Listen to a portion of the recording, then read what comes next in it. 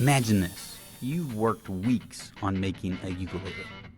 Hours designing, cutting, sanding, shaping, painting, fretting, soldering. Finally, you finished all your work. You're ready to put this together and see how it sounds. You install your strings, you start to tune them, and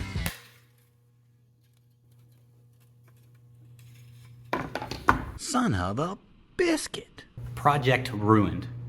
All because you forgot to use a tiny little piece of metal. Now, that dramatic little reenactment you saw at the beginning of the video might seem a little extreme, but that exact thing has happened to several of my students when they go to put together a ukulele that they've been working on all semester. And yes, I might have helped that neck snap off of there for a little bit of dramatic effect, but it will eventually snap off if you tune it long enough and add enough tension to that string. Right before it snapped, this is how it looked.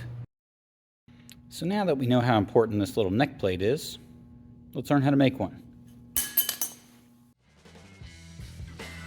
First up, grab your plans and the metal you need to make your neck plate. The first operation we want to complete is drilling our 4 holes, which should be 3/8 of an inch away from each edge. We use 2 different ways. We either use a steel rule or a marking gauge.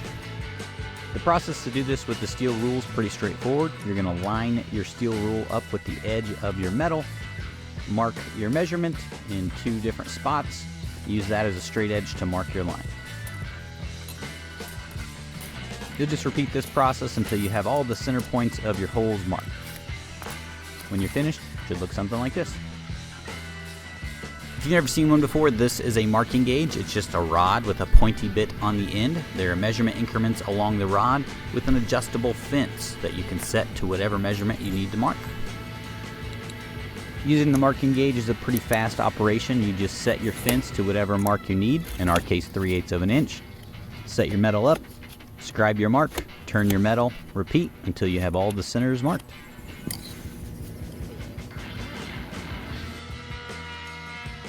Once we have our centers marked, we're going to drill an 11/64 hole with a countersink.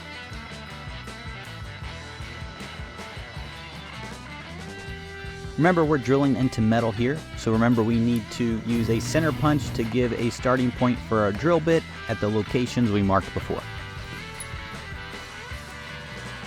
You just need to use a tapping action with your hammer to get that little divot for your drill bit to have a starting point. Don't do what my students do, which is try to Thor hammer that metal into oblivion. Once you punch the center of each hole, you want to get your scrap piece of wood, clamp your metal down, install your bit into your drill, and drill through your metal. When drilling, remember to use a sharp bit and light pressure. If you use too much force, you're going to punch through the metal instead of cutting through the metal, which will leave a bigger burr on the backside than what you get otherwise. Before moving on to countersinking each of the holes, I always have my students use a file to clean up the burr on the backside of their hole. When you're ready to countersink your holes, install your countersink bit into your drill, clamp your metal down, and then drill in short bursts to apply that countersink to the top of the holes, occasionally checking to make sure you haven't widened out that hole so much that your screw head would pass all the way through your neck plank. As you countersink, you want to occasionally check with your screw to make sure that screw head sits relatively flush with the top of the neck plate.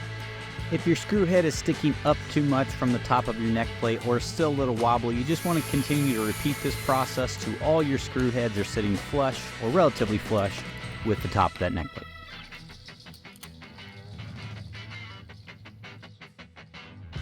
Next up, we want to get rid of our sharp corners of our neck plate by rounding them off with a file.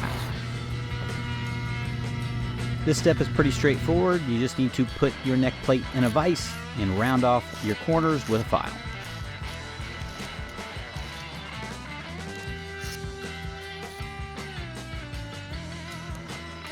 This next step isn't required, but I have my students do it where I have them stamp their name or something on the back of their neck plate to identify it as theirs.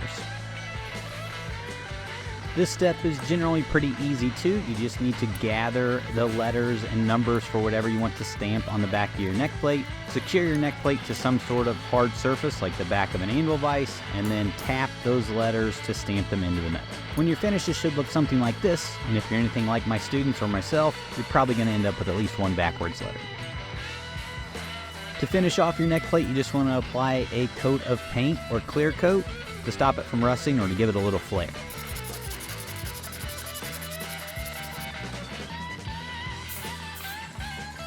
When you're ready, you can use your neck plate to securely attach your neck to your body and get ready to jam.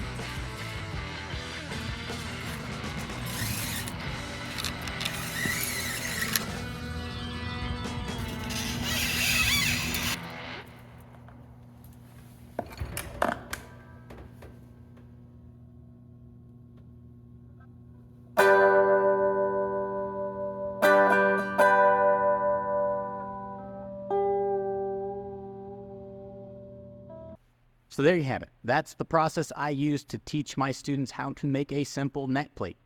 But this by itself isn't going to make any music. So you got to watch this video here to learn how to make the next part of your ukulele. Thanks for watching.